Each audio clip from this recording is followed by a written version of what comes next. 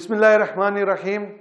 Architecture نے گھر سست روی کے ساتھ بنایا، اور جب آرکیٹیکچر کو چابیاں ملی تو کیا ہوا؟ ہمیں بھی اپنا گھر دنیا میں رہتے ہوئے اچھا بنانا چاہیے۔ ناظرین، میں ہوں محمد اشرف قادری اور آپ پروگرام دیکھ رہے ہیں چینج، جو بدلے گا آپ کے خیالات کو، آپ کے حالات کو، آپ کی سوچ کو، آپ کے رابطوں کو۔ تو ہم سے اب تک کے کئی لوگ وابستہ ہو چکے ہیں، آپ سے بھی میری درخواست ہے کہ آپ ہمارے چینل کو سبسکرائب کریں اور ساتھ ہی بیل آئیکن کے بٹن کو بھی دبا دیجئے۔ ناظرین، ایک آرکیٹیکچر جو کہ بوڑھا ہو چکا تھا کام کر کر کے، ایک دن اپنے آنر یعنی مالک کے پاس آیا اور کمپنی کے مالک سے کہا کہ اب میری عمر ریٹائرمنٹ کی ہو چکی ہے اور میں چاہتا ہوں کہ بقیہ دن زندگی کے میں اپنے گھر والوں کے ساتھ آرام سے گزاروں، میں اپنے گھر والوں کے ساتھ زندگی گزارنا چاہتا ہوں۔ میں نے اب بہت کام کر لیا، اب میں تھک چکا ہوں اور اب مجھ سے مزید کام نہیں ہوتا، تو میں چاہتا ہوں کہ اب بقایا زندگی سکون کے ساتھ، ریلیکس کے ساتھ گزاروں۔ مالک نے کہا، اچھا اگر یہ بات ہے تو ٹھیک ہے، میں تم سے میری ایک پیشکش ہے تمہیں کہ تم ایک گھر میرے لیے بنا دو۔ تم نے میرے ساتھ زندگی بھر کام کیا ہے، اب ایک گھر اور میرے لیے بنا دو۔ زندگی بھر ایک مالک کے ساتھ اس نے کام کیا، برسوں بیت گئے، یہ بات اس سے منع نہ ہو سکی اور اس نے مالک کی یہ پیشکش قبول کر لی۔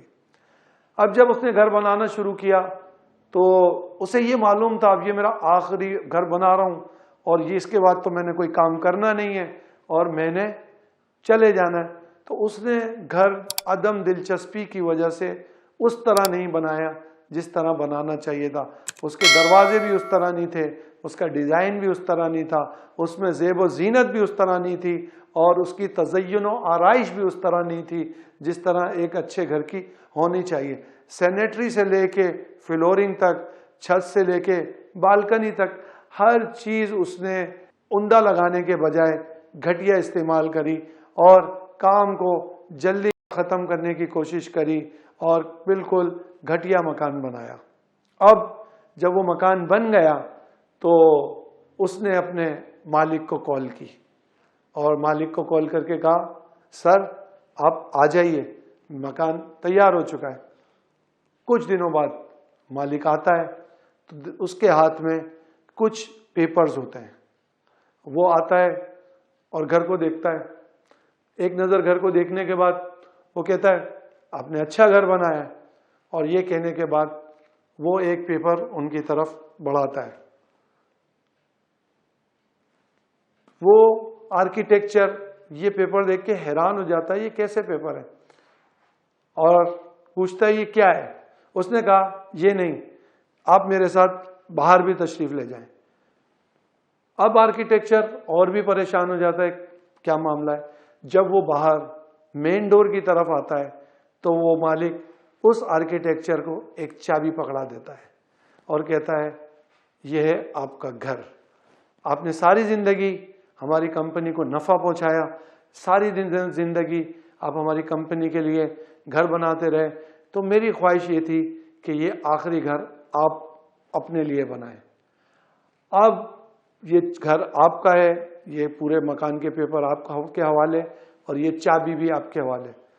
جب وہ یہ سنتا ہے کہ مجھے ایک گھر مل گیا تو بجائے خوش ہونے کے وہ بہت شرمندہ ہوتا ہے کہ اگر مجھے یہ پتا ہوتا کہ یہ گھر میں اپنے لیے بنا رہا ہوں تو میں اسے بہت اچھا بناتا، میں اس کو بہترین ڈیکوریشن کرتا، اس کی تزئین و آرائش میں اعلیٰ سے اعلیٰ چیزیں استعمال کرتا، میں اس کی سینیٹری سے لے کے اس کے ماربل فلورنگ، اس کے دروازے، اس کی کھڑکیاں، اس کے الیکٹرک کے سامان، اس کے کچن کی ٹائلز، سب میں بہترین سے بہترین لگاتا۔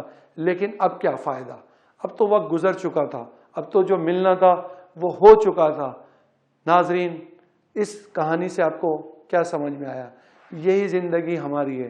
ہمیں اس زندگی کے اندر یہ کہا گیا ہے کہ اپنا گھر بہترین بنا لو جنت میں، اپنے لیے اس گھر کے لیے تزین و آرائش کر لو، اس گھر کے لیے ہیرے جواہرات جمع کر لو، لیکن ہم وہی اس گھر کے لیے چیزیں جمع نہیں کر پا رہے جو ہمیں کرنی چاہیے۔ ناظرین، اس آرکیٹیکچر کے واقعے سے سمجھیے کہ ہمیں کتنا اچھا ہمیں گھر بنانا چاہیے اور اب ہم کون سا گھر بنا رہے ہیں۔ اللہ تعالی ہمیں جنت میں گھر بنانے کی توفیق عطا فرمائے۔